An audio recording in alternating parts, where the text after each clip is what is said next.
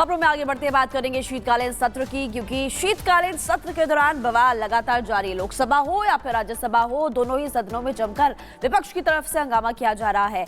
अब आपको बता दें कि राज्यसभा के सभापति जगदीप धनखड़ के खिलाफ इंडिया अलायंस अविश्वास प्रस्ताव लेकर आया और विपक्ष की तरफ से आरोप लगाया गया कि खुद को आरएसएस का एकलव्य बताने वाले जगदीप धनखड़, जो कि पक्षपातपूर्ण यहां पर रवैया अख्तियार कर रखे हैं और इसी वजह से उन्होंने अविश्वास प्रस्ताव वो लेकर आए हैं। वहीं अगर बात करें जगदीप धनखड़ की, तो जगदीप धनखड़ इसे देश को बांटने वाला कदम बता रहे हैं। रिपोर्ट के जरिए पूरी खबर आपको बताते हैं।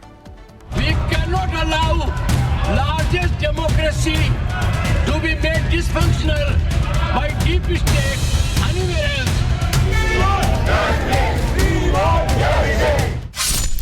जगदीप धनखड़ के खिलाफ अविश्वास प्रस्ताव, इंडी ने लगाया पक्षपात का आरोप। अविश्वास प्रस्ताव विपक्ष का लिटमस टेस्ट। अविश्वास प्रस्ताव या देश तोड़ने की साजिश।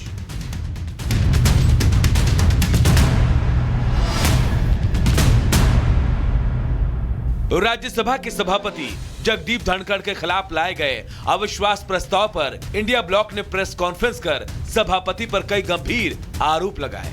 कांग्रेस अध्यक्ष मल्लिकार्जुन खड़गे ने कहा, सभापति राज्यसभा में स्कूल के हेडमास्टर की तरह व्यवहार करते हैं।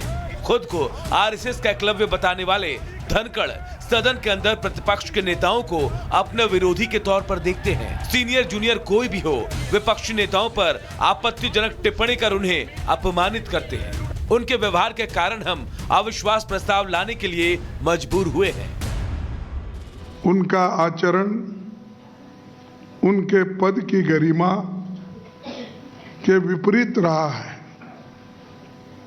कभी वे सरकार के तारीफ में कसीदे पढ़ने लगते हैं, कभी खुद को आरएसएस का एकलव्य बताने लगते हैं। नेताओं की भी सभापति जी हेडमास्टर की तरह स्कूलिंग करते हैं। हालांकि देश में काफी लंबे अंतराल के बाद किसी सदन के सभापति के खिलाफ अविश्वास प्रस्ताव लाया गया है। इधर जगदीप धनखड़ की माने तो कुछ ऐसी ताकतें हैं जो देश में और बाहर जो भारत की प्रगति को पचा नहीं पा रहे। देश को खंडित करने का, देश को विभाजित करने की साजिश रची जा रही है। कुछ ऐसी ताकतें हैं देश में और बाहर जो भारत की प्रगति को पचा नहीं पा रहे हैं। देश को खंडित करने का, देश को विभाजित करने का, देश की संस्थाओं को अपमानित करने का सुनियोजित तरीके से एक कृत्य हो रहा है। विपक्ष अविश्वास प्रस्ताव तो ले आया, 60 सांसदों के हस्ताक्षर भी करा लिए, लेकिन यह प्रस्ताव सही मायने में जगदीप धनखड़ के खिलाफ नहीं बल्कि इंडी गठबंधन के लिए ही लिटमस टेस्ट बन गया है। संख्या बल कम होने की वजह से इस प्रस्ताव का गिरना तय है, लेकिन कहीं ना कहीं इस प्रस्ताव पर अपने सांसदों से सहमति और उन्हें एकजुट करना विपक्ष के लिए भारी पड़ सकता है। Bureau report, Republic Bharat. और अब खबरों में आगे बढ़ते हैं, बात करेंगे झारखंड की खबर की, क्योंकि यहां पर एक लड़की की बेरहमी से हत्या कर दी गई। बिल्कुल, और देखिए बेरहमी से हत्या की गई और टुकड़े टुकड़े वाले यहां पर रिवेंज लिया गया। ओडिशा के झारसुगुड़ा से खबर सामने आई, जहां लड़की की बेरहमी से हत्या की गई और उसे टुकड़े टुकड़े में काट करके नदी में फेंक दिया गया। किस तरीके से सनसनीखेज इस वारदात को अंजाम दिया गया, रिपोर्ट के जरिए देखिए।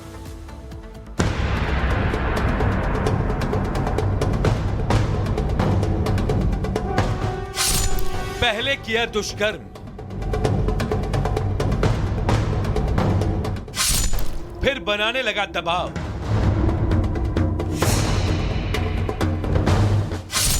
पीड़िता ने नहीं मानी बात,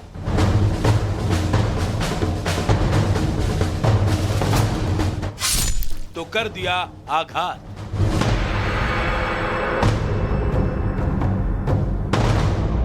ओडिशा के झारसुगुड़ा से एक दिल दहला देने वाली घटना सामने आई है, जहां एक नाबालिग लड़की से दुष्कर्म के आरोपी ने पीड़िता का अपहरण कर उसकी बेरहमी से हत्या कर दी और उसके शरीर को टुकड़ों में काटकर राउरकेला के ब्राह्मणी नदी में फेंक दिया।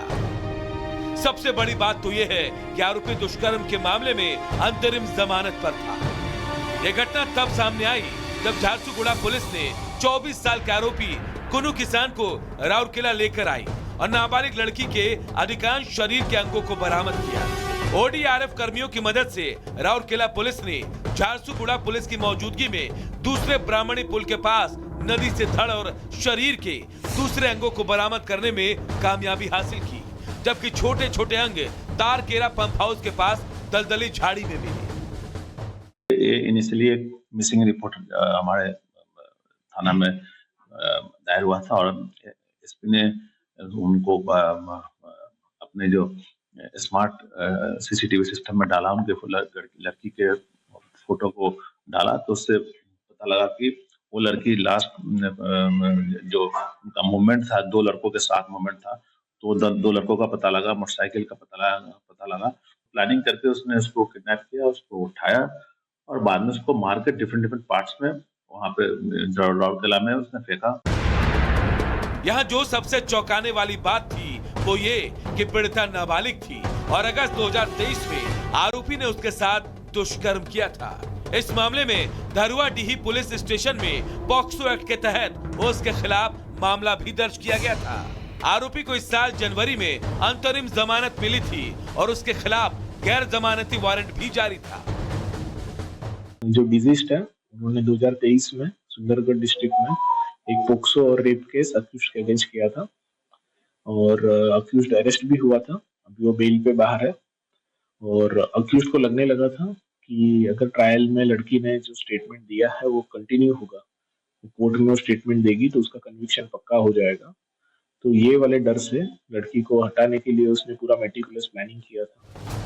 फिलहाल आरोपी और हत्या को अंजाम देने में उसका मददगार दोस्त पुलिस के गिरफ्त में है। डीएफएसएल टीम की मौजूदगी में मृतका के शरीर के सभी अंग, कपड़े, जूते और अपराध में इस्तेमाल हथियार को पुलिस ने जब्त कर लिया है। पीड़िता के घर वालों की निशानदेही पर शव की पुष्टि कर ली गई है, लेकिन मृतक की वैज्ञानिक पहचान के लिए डीएनए टेस्ट कराया जाएगा, जिससे आरोपियों को सजा दिलाने में कोई कमी न रह जाए। Bureau report, Republic Bharat.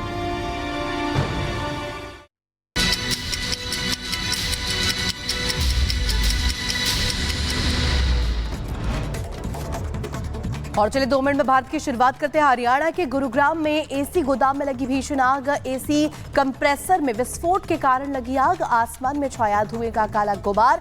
Fire brigade की 11 गाड़ियों ने आग पर काबू पाया। मुंबई में फिर से बेस्ट बस ने एक शख्स को रौंदा और मौके पर शख्स की मौत सीसीटीवी में कैद हुई। हादसे की तस्वीर।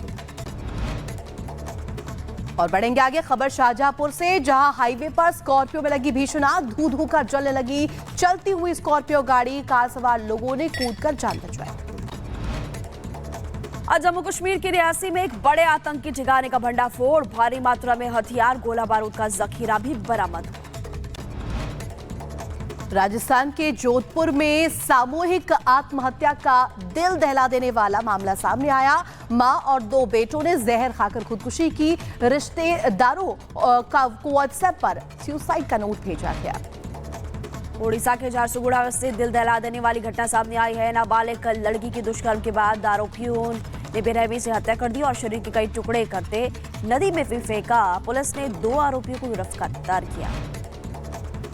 और बढ़ेंगे आगे, आपको खबर बताएंगे जहां देखिए किस तरीके से पूरा मामला सामने आया। उत्तर प्रदेश के रायबरेली से, जहां पुलिस के ऑफिस के बाहर महिला का हाई वोल्टेज ड्रामा देखने को मिला। एसपी ऑफिस में अफरा तफरी का माहौल बन गया। महिला पुलिस ने किसी तरह से युवती को कंट्रोल किया। और ग्रेटर नोएडा में पुलिस और बदमाशों के बीच मुठभेड़ हुई। क्रॉस फायरिंग में 25-25 हजार के 2 इनामी बदमाश घायल हुए और कब्जे से चोरी की बाइक और अवैध हथियारों को भी बरामद किया गया। और खबर उत्तर प्रदेश के मुजफ्फरनगर से, जहां नकाबपोश दबंगों की गुंडागर्दी सामने आई है। दबंगों ने खुलेआम सड़क पर फायरिंग की। हथियार दिखाकर के युवक को धमकी दी गई। पुलिस मामले की जांच पड़ताल में जुटी। राजस्थान के सीएम भजनलाल शर्मा के काफिले की गाड़ी का एक्सीडेंट हुआ। हादसे में एक एएसआई की मौत हुई। 7 लोग घायल बताए जा रहे हैं।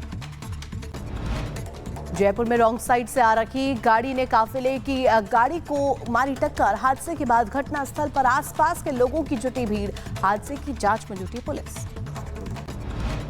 मध्य प्रदेश के रीवा में नशे में स्कूल पहुंचे शिक्षक के प्रिंसिपल की पिटाई, लाठी से पिटाई का वीडियो भी आया सामने। और दिल्ली के शास्त्री पार्क इलाके में बैंक्वेट हॉल में लगी भीषण आग में फंसे लोगों को सुरक्षित बाहर निकाल लिया गया। दमकल की 5 गाड़ियों ने आग पर काबू पाया। किसी के हताहत होने की कोई खबर नहीं।